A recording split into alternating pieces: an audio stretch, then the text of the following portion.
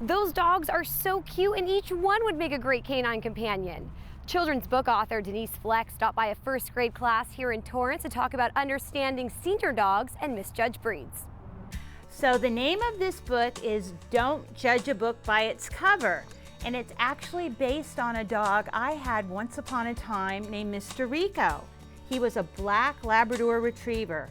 So we're going to read Don't Judge a Book by Its Cover, and then I'm going to ask you some questions about it and we're going to talk about it and see what you think, okay? There was no time to judge this book by its cover as Denise got right into the reading. The next day was Mary Alice's birthday, and she had been promised a puppy. When her dad drove her to the animal shelter, she looked sad. "I want the fluffy dog with the pink bow from the pet store, Daddy." "Shelter dogs need good homes too," said her mom.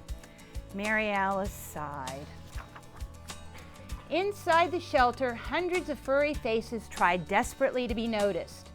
"The barking is loud," complained Mary Alice, "and the dogs look dirty." "Don't judge a book by its cover," said her dad. As Denise read, the students were great listeners as the story unfolded. The shelter attendant chimed in, "He's such a sweet boy, and black-coated animals have a more difficult time getting adopted.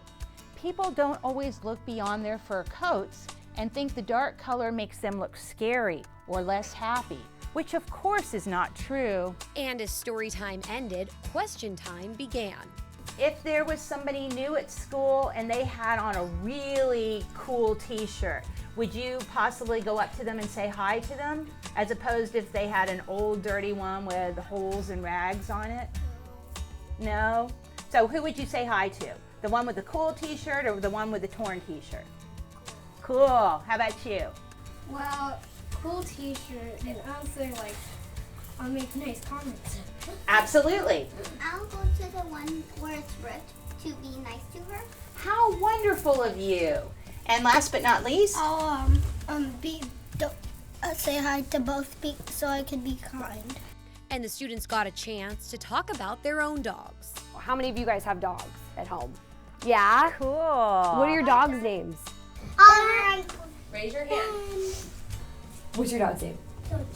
Oh. What kind of dog do you have? A boxer that's old. Denise related the message of the book to the children to help them understand older dogs are just as fun and special as younger ones. Like we learned in the book about Mr. Rico, they already know how to sit, and they often know that word no.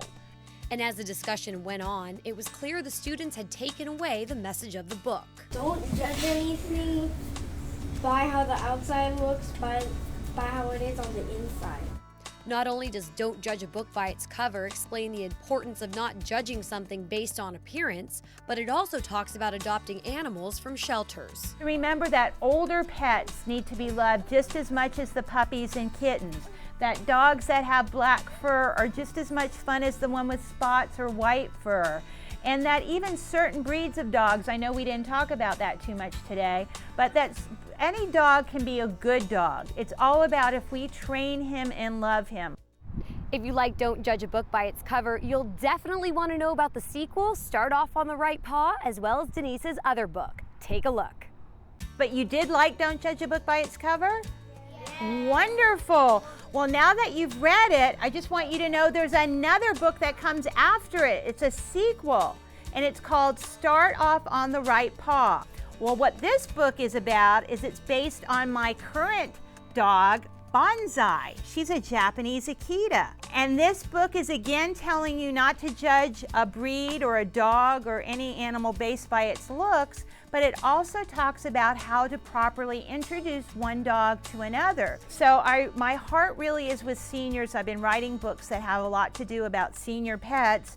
And just earlier this year, I've written one for your parents as well. It's called The Autumn and Winter of Your Pet. Make those senior years golden. Once your dog has already become an adult, and when he's starting to get on up there in years, still a whole lot of love to give and a life to live, but some things we can do just to make that life better during his senior years.